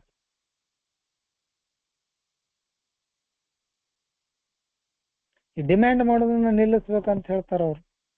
We discover that we do receive guidance for our lives to just about the extent that we stop making demands. ಯಾವಾಗ ಡಿಮ್ಯಾಂಡ್ಗಳು ನಿಲ್ತಾವು ನಮ್ಮ ದೇವರಿಗೆ, ನಮ್ಮ ದೇವರ ಹತ್ರ ನಮ್ಮ ಡಿಮ್ಯಾಂಡ್ಗಳು ಏನು ಪ್ರಾರ್ಥನೆ ಅಂತ ಹೇಳ್ಕೊಂತೀವಲ್ಲ ನಾವು, ಡಿಮ್ಯಾಂಡ್ಗಳು ಅದು ಕೊಡು ಇದು ಕೊಡು ಅದನ್ನ ಮಾಡಿ ಇದನ್ನ ಮಾಡಿ, ಎಲ್ಲಿ ಮಠ ನಾವು ನಿಲ್ಲಿಸ್ತೇವೆ ಅಲ್ಲಿ ಮಠ ಏನೋ ಆಗೋದಿಲ್ಲ. ಯಾವಾಗ ನಾವು ಅವುಗಳನ್ನ ನಿಲ್ಲಿಸ್ತೀವಿ, ನಿನ್ನ ಇಚ್ಛೆ ಅಂತ ಏನಾಗ್ಲಿ ನೀನೇನು ಕೊಡಬೇಕು ಅನಿಸ್ತದ ಅದನ್ನ ಕೊಡುತ್ತಂದೆ ಅಂತ ಕೇಳಿದಾಗ ನಮ್ಮ ಜೀವನಕ್ಕೆ ಬೇಕಾದಂತ ಮಾರ್ಗದರ್ಶನ ಸಿಗ್ತದೆ. ಆ ಭಗವಂತನೊಳಗೆ ನಮ್ಮಲ್ಲಿರುವಂತಹ ಒಂದು ಸಂಬಂಧವನ್ನ, ಪ್ರಜ್ಞಾಪೂರ್ವಕ ಸಂಬಂಧವನ್ನ ನಾವು ಹೇಗೆ ಬೆಳೆಸ್ತೀವಿ ಮತ್ತು ಅವನ ಕಾರ್ಯಗಳು ಆ ವಿಶೇಷ ಮತ್ತು ಆಶ್ಚರ್ಯಕ ರೀತಿಯಲ್ಲಿ ಮಾರ್ಪಟ್ಟಿರುವುದನ್ನ ನಾವು ಪ್ರತಿಯೊಬ್ಬರು ಎಲ್ಲಿ ಅದವ್ರು ನಾವು ಅನುಭವಿಸಿದೀವಿ ಅಂತ ಹೇಳ್ತಾರೆ. ನಮಗೂ ಕೂಡ ಆಗ್ಯಾವ, ನಮ್ಮ ಅನುಭವಗಳು ಸಾಕಷ್ಟು ಇದಾವೆ. ಇದ್ರ ಬಗ್ಗೆ ಸಾಕಷ್ಟು ಉದಾಹರಣೆಗಳನ್ನು ಕೊಡ್ತಾ ಹೋಗಬಹುದು, ಸಾಕಷ್ಟು ಉದಾಹರಣೆಗಳು. ಹಂಗ ಆಶ್ಚರ್ಯಕರ ರೀತಿಯಲ್ಲಿ ಮೆರಾಕಲ್ಗಳಾಗ್ಯಾವು, ಪವಾಡಗಳಾಗ್ಯಾವು, ನಮ್ಮ ಎಲ್ಲ ಸನ್ನಿವೇಶಗಳು ಹೇಗೆ ಬದಲಿ ಆಗ್ಯಾವು ಅವೆಲ್ಲವನ್ನ ನಾವು ಅನುಭವಿಸಿರ್ತೇವೆ. ನಮ್ಮ ಸಾಕಷ್ಟು ಕಷ್ಟ ಅಂತೇಳಿ ನಾವೇನ್ ಅನ್ಕೊಂಡಿದೀವಿ, ಕಷ್ಟದ ಹಾಗೂ ದುಃಖದ ಸಮಯಗಳಲ್ಲಿ ಈ ದೇವರ ಕೃತ್ಯಗಳು ಹೇಗೆ ಅನ್ಯಾಯ ಮತ್ತು ಭಾರವಾಗಿದ್ದು ಹಾಗೂ ಇಂಥ ಸಮಯಗಳಲ್ಲಿ ತಾನು ಹೇಗೆ ಜೀವನದ ಹೊಸ ಪಾಠಗಳನ್ನ, ಹೊಸ ಸಮಯೋಚಿತ ಧೈರ್ಯವನ್ನು ಪಡೆದಿದ್ದೇನೆಂದು ಕಟ್ಟ ಕಡೆಯಲ್ಲಿ ನಮಗೆ ಗೊತ್ತಾಗಿದೆ. ಹೇಳೋದಷ್ಟೇ, ನಾವ್ ಅನ್ಕೊಂಡಿರ್ತೀವಿ ಇದು ಕಷ್ಟದ್ದು ದುಃಖದ ಸಮಯದಲ್ಲಿ ದೇವರು ನಮ್ಗ ಬಹಳ ಅನ್ಯಾಯ ಮಾಡಿದ, ದೇವರ ಕೃತ್ಯಗಳು ಅಂತ ಹೇಳ್ತಾರ. ದೇವರು ನಮ್ಗೆ ಬಹಳ ಅನ್ಯಾಯ ಮಾಡ್ದ, ನಮಗೆ ಈ ತರ ಕಷ್ಟ ಕೊಡಬಾರ್ದಾಗಿತ್ತು, ಈ ತರ ತೊಂದರೆಗಳೆಲ್ಲವನ್ನ ಕೊಟ್ಬಿಟ್ಟ ಅಂತ ಹೇಳಿ ಮಾತಾಡ್ತೀವಿ ನಾವು, ಇಲ್ಲ ಅಂತಲ್ಲ. ಆದ್ರೆ ಇಂಥ ಕೊಟ್ಟಂತ ಕಷ್ಟಗಳಲ್ಲಿ, ಅನ್ಯಾಯಗಳಲ್ಲಿ ನಾವೇನು ಅನ್ಕೊಂಡಿರ್ತೀವಿ, ಕೇವಲ ನಮ್ಮ ಅನಿಸಿಕೆ ಇದು, ನಮ್ಮ ಪರ್ಸೆಪ್ಷನ್, ನನ್ನ ಭಾವನೆ ಇದು. ದೇವರು ನನಗೆ ಅನ್ಯಾಯ ಮಾಡಿದ, ದೇವರು ನನಗೆ ಕೆಟ್ಟ ಮಾಡಿದ ಅನ್ನುವಂಥದ್ದು ನನ್ನ ಭಾವನೆ. ಇದು ಯಾವಾಗ ಅವುಗಳನ್ನು ಎದುರಿಸ್ತೀವಿ, ಅದು ಎದುರಿಸಿದ ಜೊತೆಗೆ ಹೊಸ ಜೀವನದ ಹೊಸ ಪಾಠಗಳನ್ನ ಕಲಿತೀವಿ. ಆ ಪಾಠಗಳನ್ನ ಕಲಿಯೋದ್ರ ಜೊತೆಗೆ ಅಂತ ಸನ್ನಿವೇಶಗಳನ್ನ ಎದುರಿಸ್ತೀವಿ. ಆ ಎದುರಿಸ್ಲಿಕ್ಕೆ ಧೈರ್ಯ ಎಲ್ಲಿಂದ ಬಂತು? ಅದು ಕೂಡ ದೇವರೇ ಕೊಟ್ಟಿದ್ದಲ್ವ. ಕಷ್ಟನೂ ದೇವರೇ ಕೊಟ್ಟಾನ, ಅನ್ಯಾಯನೂ ದೇವರೇ ಮಾಡೋಣ. ಹಂಗಂತೇಳಿ ಅವುಗಳನ್ನು ಎಲ್ಲವನ್ನು ಎದುರಿಸ್ಲಿಕ್ಕೆ ಶಾಂತಿ ಕೊಟ್ಟ, ಧೈರ್ಯ ಕೊಟ್ಟ, ಶಕ್ತಿ ಕೊಟ್ಟ. ಅವನ್ನ ಯಾರು ಕೊಟ್ಟ? ಅವು ಕೂಡ ದೇವರೇ ಕೊಟ್ಟ. ಅದನ್ನ ಹೇಳ್ತಾರೆ ಅವ್ರು. ಹೊಸ ಪಾಠಗಳನ್ನ ಮತ್ತು ಹೊಸ ಸಂಯೋಜಿತ ಧೈರ್ಯವನ್ನು ಪಡೆದಿದ್ದೇನೆಂದು ಮತ್ತು ಕಡೆ ಗಳಿಗೆಯಲ್ಲಿ ತಪ್ಪಿಸಲಿಕ್ಕೆ ಆಗದ ಮನವರಿಕೆ ಏನೆಂದ್ರೆ, ಆಗಲೇ ಹೇಳಿದೇವಲ್ಲ, ದೇವರು ತನ್ನ ಆಟವನ್ನ ಎಲ್ಲಿಯೂ ಕೂಡ ಪಬ್ಲಿಷ್ ಮಾಡುವುದಿಲ್ಲ. ದೇವರು ತನ್ನ ಆಟವನ್ನ ಎಲ್ಲಿಯೂ ಕೂಡ ಹೇಳುವುದಿಲ್ಲ. ಏನ್ ಆಡ್ಬೇಕು ಅದನ್ನ ಗೌಪ್ಯವಾಗಿ ಆಡ್ತಾನ. God does move in a mysterious way. ನಮಗ ಎಲ್ಲಾ ದೇವರ ಆಟ ಗುರ್ತಾಗಿದ್ರೆ, ದೇವರ ನಡೆ ಗುರ್ತಾಗಿದ್ರೆ ನಾವ್ಯಾಕೆ ಇಲ್ಲಿ ಇರ್ತಿದ್ವಿ? ನಾವು ಕೂಡ ದೇವರಾಗಿ ನಮಗ ಕಟ್ಟ ಕಡೆಯದಾಗಿ ಈ ಕಾರ್ಯಕ್ರಮದಲ್ಲಿ ನಮಗ ಗುರ್ತಾಗಿದ್ದೇನಂದ್ರೆ, ನೀನು ಬೇಕಾದು ಬಯಸು, ನೀನು ಬೇಕಾದು ಬಯಸಬೇಡ. ಯಾವ್ದು ಆಗಬಾರ್ದಂತ ಅನ್ಕೊಳ್ತೀಯ, ಯಾವ್ದು ಆಗಬೇಕು ಅನ್ಕೊಳ್ತೀಯ, ಅದೆಲ್ಲವೂ ಕಟ್ಟ ಕಡೆ ಯಾರ ನಿರ್ಣಯಕ್ಕೊಳಪಟ್ಟಿರ್ತದ ಅಂದ್ರೆ ದೇವರ ನಿರ್ಣಯಕ್ಕೊಳಪಟ್ಟಿರ್ತದೆ. ದೇವರ ತನ್ನ ಆಟವನ್ನ ಬೇರೆ ರೀತಿಯಲ್ಲೇ ನಡೆಸ್ತಾನೆ. ನಮಗಿವತ್ತು ಕೂತು ಈ 47 ವರ್ಷದ ಜೀವನದಲ್ಲಿ ನೋಡ್ತಾ ಹೋದ್ರೆ, ಬಾಲ್ಯದಿಂದ ಯಾಕೆ ನಮ್ಮನ್ನ ಈ ರೀತಿ ಎಲ್ಲವನ್ನ ಮಾಡ್ಕೊತ ಬಂದ, ಇವತ್ತು ಯಾಕೆ ಇಲ್ಲಿ ಕೂಡ್ಸಿ ಇದನ್ನೆಲ್ಲವನ್ನ ಮಾತಾಡಿಸ್ತಾ ಇದ್ದಾನೆ ಅನ್ನುವಂಥದ್ದು ನಮ್ಮ ಕಲ್ಪನೆಗೆ ಬರ್ತದೆ. ಯಾವ್ಯಾವ ಸಮಯದಲ್ಲಿ ದೇವರು ನಮಗೆ ಏನೇನು ಮಾಡಿದ ಅನ್ನುವಂಥದ್ದು ಎಲ್ಲವೂ ನೆನಪು ಬರ್ತದೆ. ಯಾವ ಒಂದು ಸಣ್ಣ ವಿಷಯದಿಂದಾಗಿ ದೇವರಿಂದ ದೂರವಾಗಿದ್ವಿ, ಇವತ್ತು ಅದು ಒಳ್ಳೇದು ಅಂತ ಅನ್ಸಕತ್ತದ. ದೇವರು ಅವತ್ತು ಕೊಟ್ಟಿಲ್ಲ, ಅವತ್ತು ಸಿಟ್ಟಿತ್ತು. ಆದ್ರೆ ಇವತ್ತು ಕೂತು ನೋಡಿದಾಗ, ಯಪ್ಪ ಅದು ಸಿಗದೇ ಇರೋದೇ ಚೆನ್ನಾಗಿತ್ತು, ದೇವರು ಅದಕ್ಕೆ ನನಗೆ ಅದನ್ನ ಕೊಡ್ಲಿಲ್ಲ, ಒಳ್ಳೇದಾತಪ್ಪ ನನಗೆ. ಬಟ್ ಸಮಯ ಬಾಳ್ ಹೋಗ್ಬಿಟ್ಟೈತಿ. ಅದೆಲ್ಲವೂ ನಮ್ಮ ಕಲ್ಪನೆಗೆ, ನಮ್ಮ ತರ್ಕಕ್ಕೆ ಬರಬೇಕಾದ್ರೆ ಸಮಯ ಬಾಳ ಹೋಯ್ತು. ಅದಕ್ಕೆ ಹೇಳ್ತಾರ ಅವರು, ದೇವರು ತನ್ನ ಅದ್ಭುತಗಳಲ್ಲಿ ನೆರವೇರಿಸಲು ಗೌಪ್ಯವಾಗಿ ನಡೀತಾನ, ಯಾರಿಗೆ ಬಿಟ್ಟು ಕೊಡುದಿಲ್ಲ. ಮುಂದೆ ಏನಾಕತ್ ಓದಿ ಸರ್ ಪ್ಲೀಸ್. ಇವು ಎಲ್ಲವೂ ಪ್ರಾರ್ಥನೆಯಿಂದ ಹಿಂಜರಿದವರಿಗೆ ಒಂದು ಉತ್ತೇಜನ ನೀಡುವ ಸುದ್ದಿಯಾಗಿದೆ. ಯಾಕೆಂದರೆ ಅವರಿಗೆ ಅದರಲ್ಲಿ ನಂಬಿಕೆ ಇಲ್ಲ, ಅಥವಾ ದೇವರ ಸಹಾಯ ಮತ್ತು ದಿಕ್ಕಿನಿಂದ ವಂಚಿತರಾಗಿರುವರೆಂದು ಅವರು ಭಾವಿಸಿರುವರು. ಪ್ರತಿಯೊಬ್ಬರು ಯಾವ ವಿನಾಯಿತಿ ಇಲ್ಲದೆಯೇ ಇಂಥ ಸಮಯಗಳಲ್ಲಿ ಸಾಗಿರುವರು ಮತ್ತು ಅವರ ಇಚ್ಛೆಯನ್ನು ಬಲವಾಗಿ ನಡೆಸಲು ಪ್ರಾರ್ಥನೆ ಮಾಡಿರುವರು. ಕೆಲವು ಸಮಯಗಳಲ್ಲಿ ನಾವು ಇನ್ನೂ ದೂರಕ್ಕೆ ಹೋಗಿರುತ್ತೇವೆ.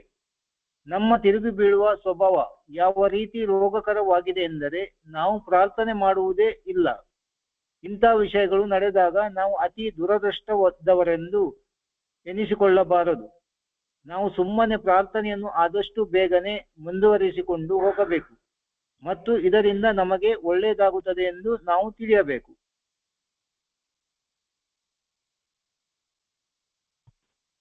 ಎಲ್ಲವೂ ಏನ್ ಮೇಲ್ಗಡೆ ಹೇಳಿದ್ರಲ್ಲ, ದೇವರ ಆಟ ಯಾರಿಗೆ ಗುರ್ತಾಗೋದಿಲ್ಲ ಅನ್ನುವಂಥದ್ದು ಎಲ್ಲವನ್ನ ಹೇಳಿದ್ರಲ್ಲ, ಇದೆಲ್ಲವೂ ಏನಪ್ಪಾ ಅಂದ್ರೆ ಪ್ರಾರ್ಥನೆಯಿಂದ ಯಾರು ಹಿಂಜರಿತಾರಲ್ಲ ಅವ್ರಿಗೆ ಒಂದು ಉತ್ತೇಜನ ನೀಡುವಂತ ಸುದ್ದಿ ಆಗಿದೆ. ಪ್ರಾರ್ಥನೆಯಿಂದ, ಧ್ಯಾನದಿಂದ ಏನೇನು ಸಿಗುತ್ತದೆ ಅನ್ನುವಂಥದ್ದನ್ನ ಉತ್ತೇಜಿಸುವ ಸಲುವಾಗಿ ಇದೊಂದು ಮೇಲೆ ಎಲ್ಲವನ್ನು ಹೇಳಿದಾಕ.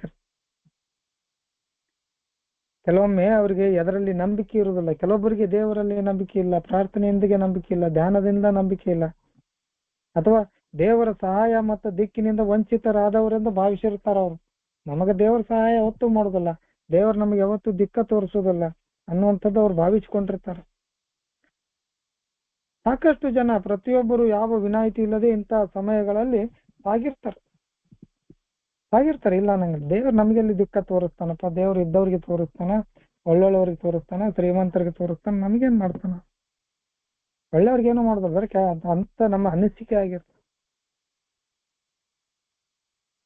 ಕೆಲವೊಂದು ಸಲ ಪ್ರಾರ್ಥನೆ ಮಾಡಿ ಕೂಡ ನಾವು ದೇವರಿಂದ ದೂರಕ್ಕೆ ಹೋಗಿರ್ತೀವಿ. ಏನೆಲ್ಲ ಪ್ರಾರ್ಥನೆ ಮಾಡ್ತೀವಿ, ಯಾವ ಕೆಲಸನೂ ಆಗೋದಿಲ್ಲ. ಕೆಲವೊಮ್ಮೆ ಏನಾಗ್ತದೆ, ಉಲ್ಟಾ ಬಿದ್ದುಬಿಡುದು ದೇವ್ರಿಗೆ. ನಮ್ಮ ಕೆಲಸ ಆಗ್ಲಿಲ್ಲ, ಉಲ್ಟಾ ಬಿದ್ದು ಬಿಡುತ್ತೆ. ಅದು ಎಷ್ಟು ರೋಗಕರ ಆಗಿದೆ ಅಂತಂದ್ರೆ ನಾವು ಪ್ರಾರ್ಥನೆ ಮಾಡೋದನ್ನ ನಿಲ್ಲಿಸ್ಬಿಡ್ತೀವಿ. ಯಾವುದೋ ಒಂದನ್ನ ಕೇಳ್ತೀವಿ, ಅದು ಸಿಗಲಿಲ್ಲ ಅಂದ ತಕ್ಷಣ ದೇವರೆಡೆಗೆ ಮುಖ ಮಾಡುವುದನ್ನ ನಿಲ್ಲಿಸಿಬಿಡ್ತೀವಿ. ದೇವರೊಂದಿಗೆ ಮಾತನಾಡುವುದನ್ನ ನಿಲ್ಲಿಸ್ತೀವಿ. ದೇವರಿಗೆ ಮೊರೆ ಇಡುವುದನ್ನ ನಿಲ್ಲಿಸ್ತೀವಿ. ದೇವರಿಗೆ ಪ್ರಾರ್ಥನೆ ಮಾಡುವುದನ್ನ ನಿಲ್ಲಿಸ್ತೀವಿ. ಇನ್ಫ್ಯಾಕ್ಟ್ ಪೂಜೆ ಮಾಡೋದನ್ನು ಕೂಡ ನಾನು ನಿಲ್ಲಿಸಿ ಬಹಳ ದಿವಸ ಆಗಿತ್ತು. ನಾನು ಪೂಜೆನೇ ಮಾಡ್ತಿರ್ಲಿಲ್ಲ, ಈಗೀಗ ಪೂಜೆ ಮಾಡ್ತೀನಿ, ಭಾಳ ಮಾಡ್ತೀನಿ. ಕೆಲವೊಮ್ಮೆ ಏನಂತೀವಿ, ಒಂದಿಷ್ಟು ಕಷ್ಟದ ಸಂಗತಿಗಳು, ಒಂದಿಷ್ಟು ಕೆಟ್ಟ ಸನ್ನಿವೇಶಗಳು ನಡೆದಾಗ ನಾವು ದುರದೃಷ್ಟ ಬಿಡಪ್ಪ, ನಮ್ಗೆ ದುರಾದೃಷ್ಟ ಅದ, ನಾವು ಅದೃಷ್ಟವಂತರಲ್ಲ ಅನ್ಕೊಂಡ್ಬಿಡ್ತೀವಿ. ನಮಗ ಅದೃಷ್ಟನೇ ಇಲ್ಲ, ನಮ್ಗೇನ್ ಸಿಗ್ತದೆ ಈ ಜಗತ್ತಿನಲ್ಲಿ, ನಾವು ದುರಾದೃಷ್ಟರು ಅಂತೇಳಿ ಅನ್ಕೊಂಡ್ಬಿಡ್ತೀವಿ. ಹಂಗ ಅನ್ಕೋಬಾರ್ದು ಅಂತ ಹೇಳ್ತಾರೆ. ಹಂಗ ಅನ್ಕೋಬೇಡ್ರಿ. ಇಲ್ಲಿ ಯಾರು ಕೂಡ ಅದೃಷ್ಟವಂತರಲ್ಲ, ಯಾರು ಕೂಡ ದುರಾದೃಷ್ಟರು ಅಲ್ಲ. ನಾವು ಸುಮ್ಮನೆ ನಮ್ಮ ಪ್ರಾರ್ಥನೆಯಿಂದ ಮುಂದುವರ್ಸ್ಕೊಂಡು ಹೋಗ್ಬೇಕು. ಇದರಿಂದ, ಈ ಪ್ರಾರ್ಥನೆ ಮಾಡೋದ್ರಿಂದ ನಮಗೆ ಒಳ್ಳೇದಾಗ್ತದ ಅನ್ನುವಂಥದ್ದು ನಮಗೆ ಯಾವಾಗ್ಲೂ ನಮ್ಮಲ್ಲಿ ಇರ್ಬೇಕು ಅಂತ ಹೇಳ್ತಾರೆ. ನಮ್ಮ ಮನಸ್ಸಿನಲ್ಲಿ ಯಾವಾಗ್ಲೂ ಇದಿರ್ಬೇಕು, ನಮಗ್ ಪ್ರಾರ್ಥನೆ ಮಾಡೋದ್ರಿಂದ ಒಳ್ಳೇದಾಗ್ತದೆ. ಅಲ್ಲ, ಅದೊಂದ ನಮ್ದು. ಅದೇನಾಗ್ತದಾಗ್ಲಿ ಪ್ರಾರ್ಥನೆ ಮಾಡೋದ್ರಿಂದ ಒಳ್ಳೇದಾಗ್ತದ ಅನ್ನುವಂಥ ಮಾತನ್ನ ನಾವು ನಮ್ಮ ತಲೆಯಲ್ಲಿ ತುಂಬ್ಕೊಂಡ್ಬಿಡ್ಬೇಕು. ಮುಂದುವರಿತಾರ ಅವರು. ಧ್ಯಾನ ಮತ್ತು ಪ್ರಾರ್ಥನೆ ಒಂದು ದೊಡ್ಡ ಪ್ರತಿಫಲ ಅಂದ್ರೆ ಇಲ್ಲಿ ಸಂಬಂಧದ ಅನುಭವ. ಯಾರ ಜೊತೆ? ಭಗವಂತನ. ಅದನ್ನ ಓದಿ ಬಿಡ್ರಿ ಸರ್, ಹೇಳ್ತೇನೆ ನಾನು. ಧ್ಯಾನ ಮತ್ತು ಪ್ರಾರ್ಥನೆಯ ಒಂದು ದೊಡ್ಡ ಪ್ರತಿಫಲವೇನೆಂದರೆ ಸಂಬಂಧದ ಅನುಭವ ನಮ್ಮಲ್ಲಿ ಬರುತ್ತದೆ. ನಾವು ಶತ್ರುಭಾವದ ಪ್ರಪಂಚದಲ್ಲಿ ಬದುಕಬೇಕಾಗಿಲ್ಲ. ನಾವು ಇನ್ನು ಮುಂದೆ ಕಳೆದು ಹೋದವರಂತೆ ಭಯಭೀತಿಯಿಂದ ಮತ್ತು ಏನೂ ಪ್ರಯೋಜನಕ್ಕೆ ಬಾರದವರಾಗಿ ಬದುಕಬೇಕಾಗಿಲ್ಲ. ನಾವು ದೇವರ ಇಚ್ಛೆಯ ಸುಳಿವು ಸಿಕ್ಕಿದ ತಕ್ಷಣ ನಾವು ಸತ್ಯ, ನ್ಯಾಯ ಮತ್ತು ಪ್ರೀತಿಯೇ ನಮ್ಮ ಜೀವನದ ಮುಖ್ಯ ವಸ್ತುಗಳು ಎಂಬುದನ್ನು ನೋಡಲು ನಾವು ಸಿದ್ಧರಾಗುತ್ತೇವೆ. ನಾವು ಯಾವುದೇ ಮನುಷ್ಯನ ಕೃತ್ಯಗಳಿಂದ ವಿಪರೀತವಾಗಿ ಗಲಿಬಿಲಿ ಪಡಬೇಕಾಗಿಲ್ಲ. ದೇವರು ಪ್ರೀತಿಯಿಂದ ನಮ್ಮನ್ನು ಸದಾ ಕಾಯುತ್ತಿರುವವರೆಂದು ತಿಳಿಯುತ್ತೇವೆ. ಇನ್ನು ಮತ್ತು ಮುಂದೆಯೂ ನಾವು ಅವನ ಕಡೆ ತಿರುಗಿದಾಗ ನಮ್ಮಲ್ಲಿ ಎಲ್ಲವೂ ಸರಿ ಹೋಗುತ್ತದೆ.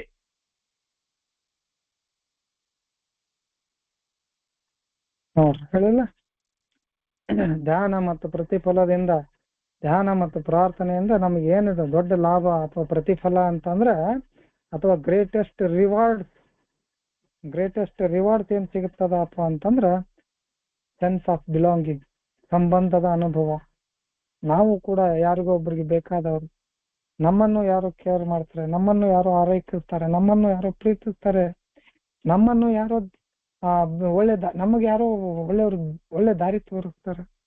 ನಮ್ಮ ಹಿಂದೆ ಒಂದು ದೊಡ್ಡ ಶಕ್ತಿ ಇದೆ, ನನ್ನೊಳಗೊಂದು ದೊಡ್ಡ ಶಕ್ತಿ ಇದೆ ಅನ್ನುವಂಥ ಭಾವನೆ ನಮ್ಮಲ್ಲಿ ಮೂಡ್ತದೆ. Sense of belonging. ಯಾರಿಗೂ ಬೇಡದವರಾಗಿದ್ವಿ, ಕೊನೆಗೆ ಕುಡಿತದ ಸಮಯದಲ್ಲಿ ಮನೆಯವ್ರಿಗೆ ಬೇಡವಾಗಿದ್ವಿ, ಹೊರಗಿನವ್ರಿಗೆ ಬೇಡವಾಗಿದ್ವಿ, ಗೆಳೆಯರಿಗೆ ಬೇಡವಾಗಿದ್ವಿ, ಹೆಂಡತಿಗೂ ಬೇಡವಾಗಿದ್ವಿ, ಮಕ್ಕಳಿಗೆ ಬೇಡವಾಗಿದ್ವಿ, ಸಮಾಜಕ್ಕೆ ಮೊದಲ ಬೇಡ ಆಗ್ಬಿಟ್ಟಿದ್ವಿ. ಇವತ್ತು ಹಂಗಲ್ಲ. ಈ ಪ್ರಾರ್ಥನೆ ಮತ್ತು ಧ್ಯಾನದ ಒಂದು ಪ್ರತಿಫಲ ಏನಪ್ಪಾ ಅಂದ್ರೆ ಸೆನ್ಸ್ ಆಫ್ ಬಿಲಾಂಗಿಂಗ್. ನಾನು ದೇವರಿಗೆ ಬೇಕಾದವ, ದೇವರ ಜೊತೆ ನನ್ನ ನಿರಂತರವಾದ ಸಂಬಂಧ ಇದೆ. ಯಾರು ಇರ್ಲಿಲ್ಲ ಅಂದ್ರೆ ಆ ಭಗವಂತ ನನ್ನನ್ನು ಕಾಪಾಡ್ತಾನ ಅನ್ನುವಂತ ಒಂದು ಗಟ್ಟಿಯಾದ ಮನಸ್ಥಿತಿ ನಮ್ಮಲ್ಲಿದೆ ಸ್ನೇಹಿತರು. ಇವತ್ತು ನಾವು ಶತ್ರು ಭಾವದ ಪ್ರಪಂಚದಲ್ಲಿ ಬದುಕಬೇಕಾಗಿಲ್ಲ. ಯಾರೋ ನಮಗೇನೋ ಮಾಡ್ತಾರೆ, ಬದುಕಬೇಕಾದ್ರೆ ಹೋರಾಟ ಮಾಡಬೇಕು, ಬದುಕಬೇಕಾದ್ರೆ ಯುದ್ಧ ಮಾಡಬೇಕು, ಬದುಕಬೇಕಾದ್ರೆ ಇನ್ನೊಬ್ಬರನ್ನ ಹೊಡಿಬೇಕು, ಬದುಕಬೇಕಾದ್ರೆ ಇನ್ನೊಬ್ಬರ ಕಾಲನ್ನು ಜಗ್ಗಬೇಕು. ನಾವು ಇವತ್ತು ನಮ್ಗದು ಬೇಕಾಗೇ ಇಲ್ಲ. ಕಾಲ ಕಳೆದು ಹೋದಂಗೆ ಇವತ್ತು ಹೆಂಗಾಗಿದೆ ಅಂದ್ರೆ ನಮ್ಗೆ ಯಾರ ಬಗ್ಗೆನೂ ಭಯ ಇಲ್ಲ.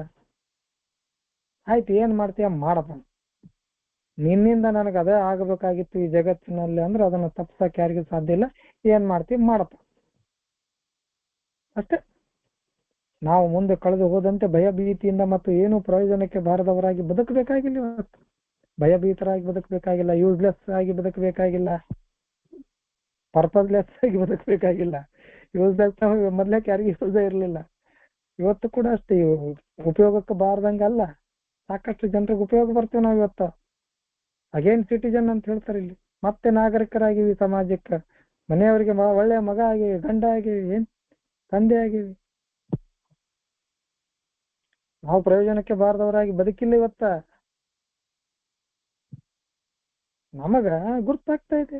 ಇವತ್ತು ನಮ್ಮ ದೇವರ ಇಚ್ಛೆಗಳು ಏನದಾವ ಅನ್ನುವಂತ ಸುಳಿವು ಸಿಕ್ಕ ತಕ್ಷಣ ನಾವು ನಮ್ಮಲ್ಲಿ ಇಟ್ಕೋಬೇಕಾಗಿದ್ದು ಏನಪ್ಪಾ ಅಂದ್ರೆ ಸತ್ಯ, ನ್ಯಾಯ, ಪ್ರೀತಿ. ಇವು ನಮ್ಮ ಜೀವನದಲ್ಲಿ ಇರುವಂತ ಪ್ರಮುಖ ವಸ್ತುಗಳಾಗಿರ್ಬೇಕು. ಸತ್ಯ, ನ್ಯಾಯ, ಪ್ರೀತಿ.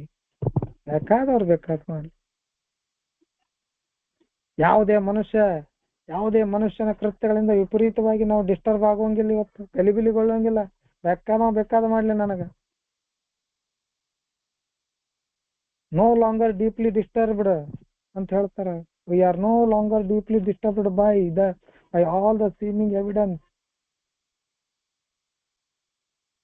ಇವತ್ತು ಬೇಕಾದಂತ ಮನುಷ್ಯ ನನಗೆ ಬೇಕಾದ ಮಾಡ್ಲಿಕ್ಕೆ ಬಂದ್ರು ಕೂಡ ನನ್ನನ್ನ ಕಾಯುವ ಯಾರು? ನನ್ನ ಭಗವಂತ. ನನ್ನ ಭಗವಂತ ಹೆಂಗ ನಾನು ಅರ್ಥ ಮಾಡ್ಕೊಂಡಂತ ನನ್ನ ಭಗವಂತ ಅವ ನನ್ನ ಜೊತೆ ಅದಾನ. ನಾನು ಯಾಕೆ ಗಲಿಬಿಲಿಗೊಳ್ಳಿ? ಯಾಕಂದ್ರೆ ದೇವರ ಪ್ರೀತಿಯಿಂದ ಸದಾ ನಮ್ಮನ್ನ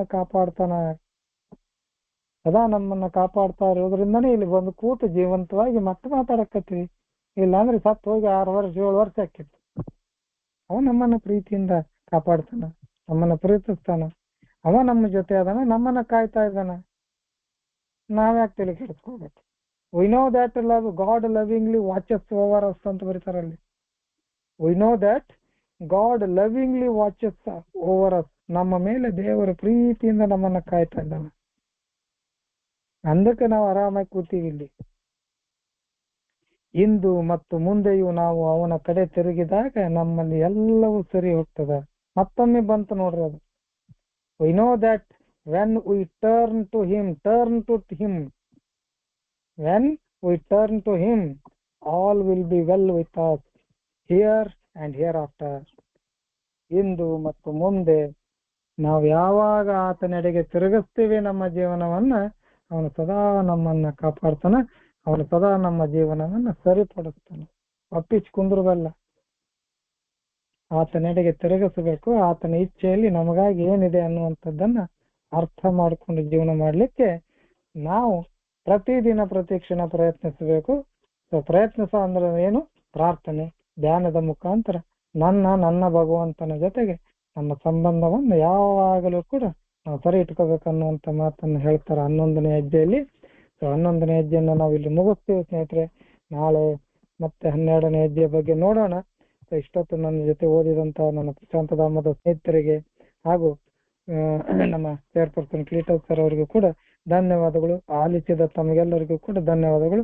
thank you very much sir.